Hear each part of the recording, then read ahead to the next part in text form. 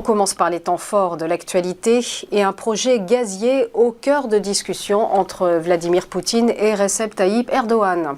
Une base d'exportation de gaz naturel russe devrait voir le jour en Turquie, ont annoncé Moscou et Ankara hier. Autre initiative en pourparlers, un corridor céréalier en mer Noire. Pour rappel, la Turquie, bien que membre de l'OTAN, n'a pas pris part aux sanctions occidentales contre le Kremlin depuis son invasion de l'Ukraine, mais cependant intervenu comme médiateur auprès des Nations Unies en vue d'un accord garantissant les exportations de céréales ukrainiennes et russes. On poursuit avec ce scandale qui éclabousse le Parlement européen. 4 personnes ont été écrouées par un juge bruxellois 2 jours après leur interpellation dans une enquête pour des faits présumés de blanchiment d'argent et corruption. Parmi les écroués, la vice-présidente grecque de l'institution Eva Kaili. Prise en flagrant délit, elle était en possession de sacs de billets lors de son interpellation vendredi soir.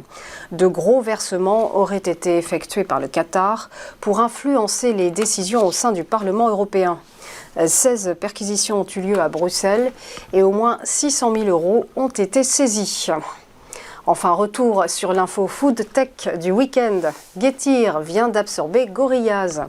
Accord conclu pour 1,2 milliard de dollars avec son concurrent allemand. L'opérateur turc de quick commerce devient ainsi le leader de son secteur en Europe et serait désormais valorisé à 10 milliards de dollars selon le Financial Times. Nouvelle concentration donc dans le secteur de la livraison express à domicile. Un marché, on le sait, en plein essor depuis la période pandémique. Fondé en 2015 à Istanbul, Getir est présent dans 9 pays sur 3 continents et emploie 32 000 personnes. On en vient au point bourse et petit rappel de la clôture des marchés vendredi dernier. Avec cette hausse du CAC 40, l'indice parisien a terminé sur un gain de plus 0,46%, pointant à 6 677 points. À Francfort, du vert également pour le DAX qui a pris plus 0,74% à 14 370 points. Tandis qu'à Bruxelles, le Belvin a grimpé de plus 0,78%. Et à Londres, le FTSE londonien a grappillé plus 0,06%. À Wall Street, au contraire, la semaine s'était terminée dans le rouge avec des indices contrariés par un indicateur d'inflation plus élevé que prévu. Le Dow Jones s'est délaissé de moins 0,9%, le Nasdaq a cédé moins 0,7%, alors que le S&P 500, lui, a chuté de moins 0,73%.